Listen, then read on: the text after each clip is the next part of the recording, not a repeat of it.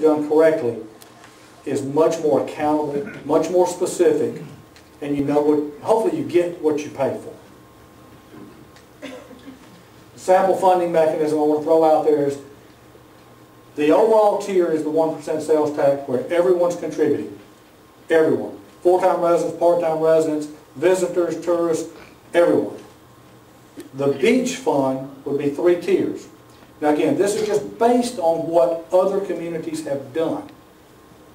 Tier 1 would be all properties within the beach overlay district, which is essentially up and down Beach Road from city limit to city limit, that border the Gulf of Mexico on the south. Tier 2, all properties south of Beach Road, but that do not border the Gulf. Tier 3 would be all properties north of 182 within the beach overlay district.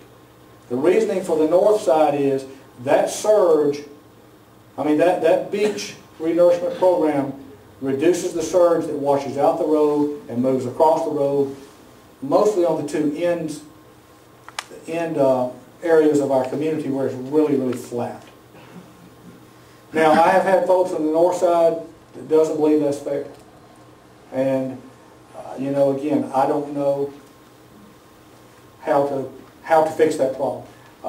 We have folks on the south side that doesn't think they should pay an inordinate share. We have folks that are upset of the thought of everyone paying an equal share, because why should they pay the same as someone who gets sand behind their condo?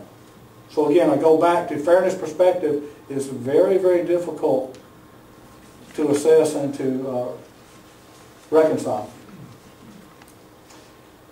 Sample funding mechanism. This is the one case where density is our friend. Because our beach is so dense, our fees are relatively, and again I use that term relatively, nominal. The folks at Navarre was paying $2,000 and $3,000 per door because they had no density.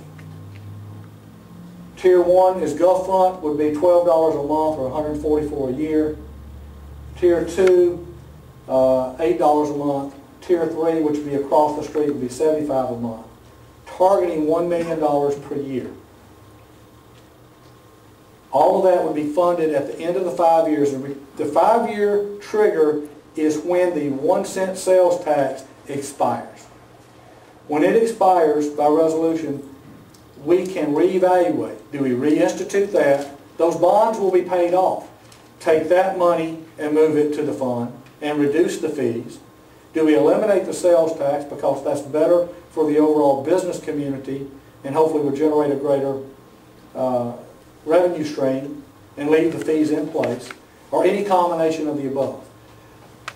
The next question would be at the end of 5 years, where's FEMA in the picture? Do we need to keep the fund going? Would it be possible to suspend the fund at 5 years for 5 years? Or do we then at 5 years recognize, hey, this is perpetual, it will never go away, we have to stay on top of it? Or we may recognize at 5 years $1 billion a year is not enough. We've had several severe tropical occurrences that devastated our beach, and we've got to have more.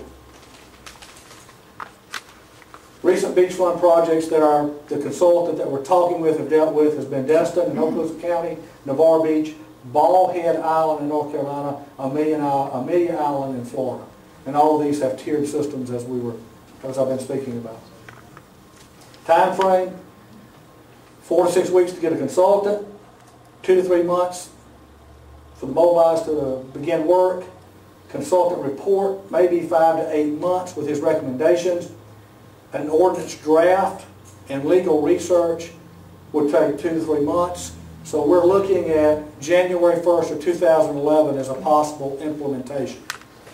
Now, the ordinance drafting and the legal research, we feel like with the preliminary legal research, this is legal and it is the most fair way to do it in all the options.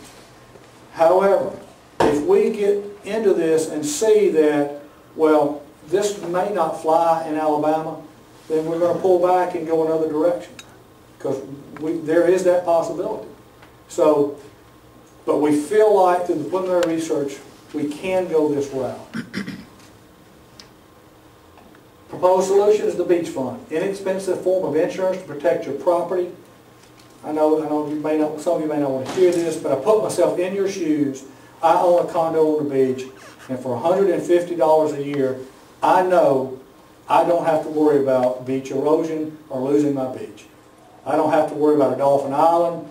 I don't have to worry about a Panama City. I don't have to worry about what we had in 2001, 2002. I think it's a marketable addition to anybody that has beachfront property, in that when someone's looking at your property, you can say there is a beach fund dedicated to maintaining a renourished, engineered beach. I think that's a strong selling point. Assurance of beachfront, and I consider it to be very accountable with a tangible return. So in conclusion, I hope that this little dissertation here has provided you with enough information regarding the fiscal responsibility of your city leaders. Hopefully we clarified the 1 cent sales tax. We hopefully answered a majority of your questions, provided facts about FEMA and renourishment. Hopefully we reach a consensus on the immediate need for some type of funding, whether a beach fund or whatever. And we agree to disagree on what we just can't agree on. Questions, comments, and we'll start taking donations tonight. So, all right. Philip, would you like to add anything? Will you stand up? Somebody turn the lights on. Thank you, Ben. Philip West is our coastal resource engineer. He is a tremendous, valuable asset to the city of Orange Beach, and every one of you that have beachfront property or live anywhere near the beach, because he knows it, and he knows how to protect it, he knows how to work the government system, and he's been a tremendous asset. So, you got anything you want to add before we open up the question? Not really, just welcome. We worked, a lot of you I've recognized from the last 7 or 8 years working on the beach, and we had a tough time getting through some of the storms. Especially we were all looking forward to a good project in 2003, and just about ready to go to bed in 2004. And we had our last public hearing, I believe, in September, waiting on that storm that was Ivan that was approaching, and we knew it. We watched it closely, and of course we know what happened after that. And so we banded together after that. We created a pretty good project. 2005 was pretty rough on the beach. Arlene, Cindy, Dennis, Katrina. I don't know if you guys remember. You never know what they're going to do. I don't know if you remember when Dennis just took a sudden, surprising upshift to a Category 5 as it approached our beach, our area. I know my wife was pregnant, and we were at my vet's farm because I was afraid to get on the road and get caught. But we did a lot of praying then, and we were lucky on that one. But the fact is, the intensity and the frequency of storms has even surprised FEMA.